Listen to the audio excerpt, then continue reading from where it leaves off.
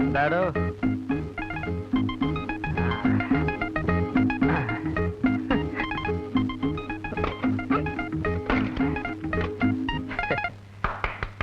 എല്ലാവരും ഇങ്ങോട്ട് നോക്കിൻ. മനോഹരമായ ഒരു പഴക്കുല. രാസവളം കൊലനീട് രാസവളം ചേർക്കാതെ വെറും ധാതുപുഷ്ടിയുള്ള മണ്ണിന്റെ ഗുണം ഒന്നുകൊണ്ട് മാത്രം വളർന്ന് കുലച്ച് പഴുത്തു വന്ന പഴം. മാത്രമല്ല, ഇന്നു മുതൽ എന്റെ ചായക്കടയിൽ നെയ്യപ്പം, ഉണ്ടക്കായ, പഴംപൊരി തുടങ്ങിയ വിശിഷ്ടങ്ങളായ ഭക്ഷണ സാധനങ്ങൾ വിൽക്കപ്പെടുന്നതുമാണ്. അതും ശുദ്ധമായ വെളിച്ചെണ്ണയിൽ പൊരിച്ചെടുത്തത്. മറ്റവന്മാര് ചെയ്യുന്ന പോലെ ഭക്ഷണ സാധനങ്ങളിൽ മായം ചേർത്ത് വിറ്റ് കാശുണ്ടാക്കാൻ ഈ നകുലൻ തയ്യാറല്ല. എല്ലാരും വരുവിൻ, ആസ്വദിപ്പിൻ.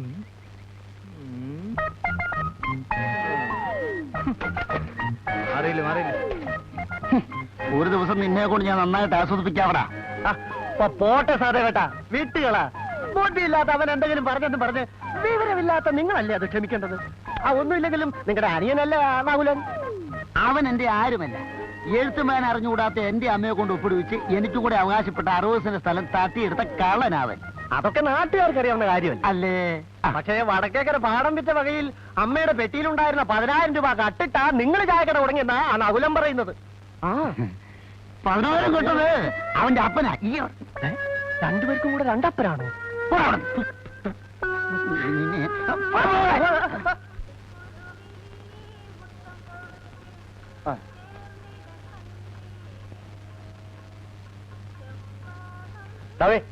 രാവിലെ കൈ നോക്കി അഭിപ്രായം വിളിച്ചു പോകാൻ വന്നിരിക്കോ? ഒന്ന് പോയടാ. അത് ഞാനൊന്നും പറഞ്ഞില്ലല്ലോ. അതെ അതെ, പോടാ പോടാ. എവിടെ വണക്കം തമ്പ്ര. നീ ഒരു സൈക്കിൾ എടുത്ത് ആ വെട്ടുകവലെ പോയി ഇത് പോസ്റ്റ് ചെയ്തു. എന്നിട്ട് ഉച്ചയ്ക്ക് വീട്ടിലേക്ക് വാ. ചോറോ കഴിഞ്ഞ എന്തെങ്കിലും കാണും. ഇതാണ് ഇവിടുത്തെ പോസ്റ്റ് ഓഫീസ്. കണ്ടില്ലേ, നേരെ വെളുക്കുമ്പോ ഒന്ന് കുത്തിയിരുന്നോളും ശൗനം മുടക്കിയത്. എന്നാ ഞങ്ങൾ അങ്ങോട്ട് വീട്ടിലേക്ക് വരാം. അവരുമായിട്ട് ഉടക്കണ്ട കേട്ടോ വലിപ്പോസേ. ഒരു 3 കൊല്ലം മുമ്പാണ് ഇവിടെ ഒരു പോസ്റ്റ് ഓഫീസ് വന്നത്. അന്നൊരു പോസ്റ്റ് മാസ്റ്റർ ഇവിടെ വന്നു. അയാൾക്ക് ഗോപാലൻ പോലീസിന്റെ മകളുമായിട്ട് എന്തോ ബന്ധമുണ്ടെന്ന് പറഞ്ഞ് നാട്ടുകാർ പ്രശ്നം ഉണ്ടാക്കിയപ്പോ ഒരു ദിവസം അയാൾ മുങ്ങി. പിന്നെ ഇവിടെ പലരും വരികയും പോവുക ചെയ്തു. പക്ഷെ ഈ നാടാർക്കും പിടിക്കുന്നില്ല അത്രേ. സുഹൃത്തുക്കളെ, അത് മന്ത്രിമാരുടെയും MLA-മാരുടെയും കൈയും കാലും പിടിച്ചാണ് ഞാൻ ഈ പോസ്റ്റ് ഓഫീസ് ഇവിടെ കൊണ്ടുവന്നത്.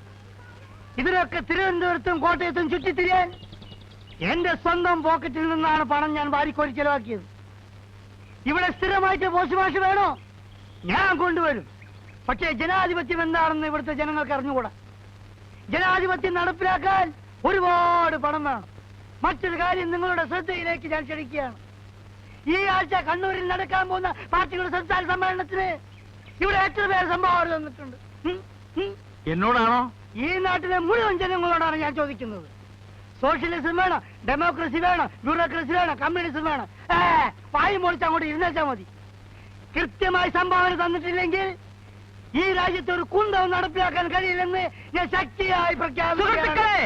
ഇന്ന് മുതൽ എന്റെ ചായക്കടയിൽ നെയ്യപ്പം, ഉണ്ടക്കായ, പഴംപൊരി തുടങ്ങിയ വിശിഷ്ടങ്ങളായ ഭക്ഷണ സാധനങ്ങൾ ലഭിക്കുന്നതാണ്.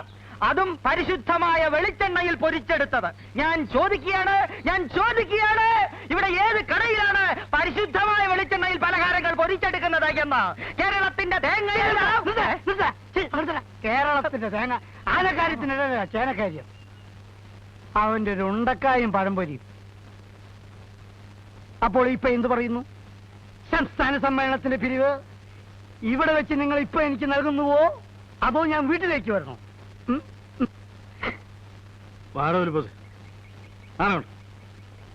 ആശാന്റെ ദുർനടപ്പ് ഇതുവരെ മാറിയില്ലേ?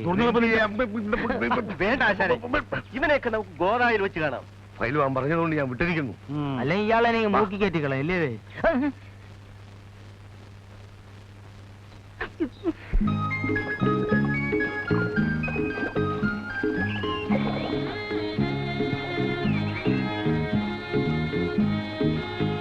നീ ബൈഹാർട്ട് പഠിക്കണോ? നമ്മുടെ മമ്മൂട്ടി ചേട്ടന് 2 കുട്ടികളാണത്രേ, ഒരാണും ഒരു പെണ്ണും. ഈ കണക്കിന് പോയാ നീ മദ്രാസിലേക്ക് മറ്റോ ഒളിച്ചോടുമല്ലോ. എന്തിന്? സിനിമയിൽ അഭിനയിക്കാൻ. സിനിമ ഇഷ്ടാന്നും പറഞ്ഞ് അതിലിപ്പോ അഭിനയിക്കണമെന്നുണ്ടോ? സ്വപ്നയിൽ കാണാമറയത്ത് കളിക്കുന്നുണ്ടത്രേ. മമ്മൂട്ടി ചേട്ടൻ കളിക്കിട്ടുണ്ട് അതില്. അപ്പൊ നീ പോകുന്നില്ലേ കാണാൻ? അച്ഛന്റെ കണ്ണു വെട്ടിച്ച് എങ്ങനെ പോകും? കൂടെ ഇവിടെ വന്നപ്പോ അമ്മൂമ്മേനെ കാണാനെന്നും പറഞ്ഞൊരു മുങ്ങി. ഇതിനിപ്പം നിനക്ക് സുഖമില്ല, ഡോക്ടറെ കാണണം, ഞാൻ കൂടെ വരണമെന്ന് അച്ഛന്റെ അടുത്ത് ഒന്ന് പറയൂ. അങ്ങനെ ഇപ്പൊ എന്റെ മോള് സിനിമ കൊണ്ട് സൂഹിക്കണ്ട. എടി, ഞാൻ ആലോചിച്ചിട്ട് വേറെ ഒരു വഴിയും കാണുന്നില്ല. എന്റെ പൊന്നുമോളല്ലേ, പ്ലീസ്. ശരി, പക്ഷെ വെറുതെ പറ്റത്തില്ല. 10 കൂടം വെള്ളം നീ കോരണം. നീ വരുമെന്ന് പറഞ്ഞ 10 അല്ല 100 കൂടം വെള്ളം ഞാൻ കോരിത്തരാം.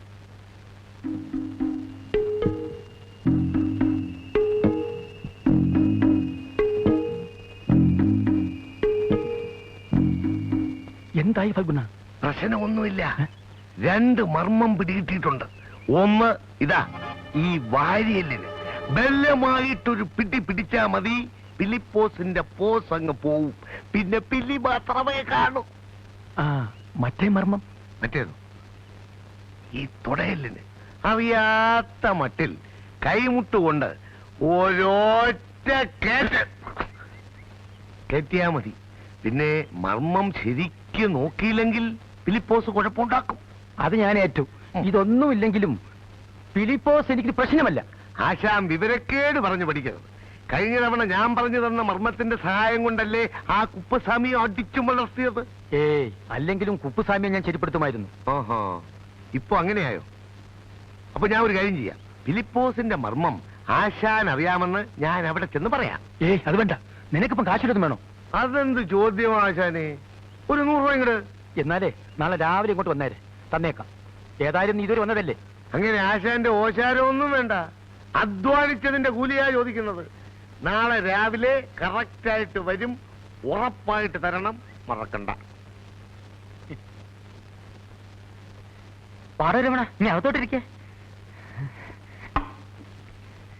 എങ്ങനുണ്ട് അവന്റെ കച്ചവടമൊക്കെ? അവിടെ എന്ത് കച്ചവടം? അതിരിക്കട്ടെ, ഇവിടെ എങ്ങനുണ്ട്? ഉണ്ടക്കായ മിച്ചറും ഉണ്ടക്കാക്കും തുടങ്ങിയ ശേഷം കുറച്ച് മെച്ചപ്പെട്ടിട്ടുണ്ട്. എങ്കിലും ശരിക്കൊരു പിടുത്തം കിട്ടിയിട്ടില്ല. അല്ല, നാളത്തെ കുസ്തിക്ക് നിങ്ങൾ സ്പെഷ്യൽ ഒന്നും ഉണ്ടാക്കുന്നില്ലേ? ഉണ്ടടോ, നല്ല കോഴിക്കോടൻ അലുവയും വറുത്ത കായും ഏർപ്പാടാക്കിയിട്ടുണ്ട്. അലുവയും വറുത്ത കായും നാട്ടുകാർ മുഴുവൻ വരും നിങ്ങൾ അലുവയും വറുത്ത കായും തിന്ന. സഹദേവേട്ട് അവിടെ എന്താ സപ്ലൈ എന്നറിയാമോ? ചറോട്ടയും പോപ്സും, അല്ല പൊറോട്ടയും ചാപ്സും. ആളുകൾ ഇടിച്ചു കയറും. എന്നാ പിന്നെ ഞാനിത് തുടങ്ങിക്കളെ. എങ്ങനെ തുടങ്ങാനാ? മുൻകൂട്ടി ഓർഡർ ചെയ്യാതെ ആട്ടിറച്ചോ കോഴി ഇറച്ചോ ഒക്കെ കിട്ടുമോ? പിന്നെന്താ ചെയ്യാ? ഞാനൊരു വഴിയും കാണുന്നില്ല. എന്നാ ഞാനൊരു വഴി കാണുന്നുണ്ട്. നിനക്ക് ഞാൻ 10 രൂപ തരും. ഒരു ചെറിയ പണി ഒപ്പിക്കണം. ഒപ്പിക്കാം.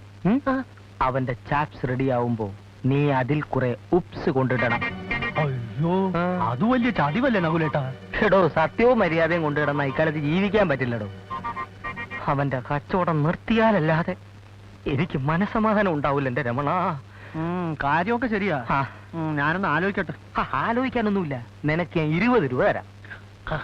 രൂപ? ശരി, ഞാൻ ചെയ്യാം. ഓ, നിന്റെ ദൈവം രക്ഷിക്കട്ടടാ.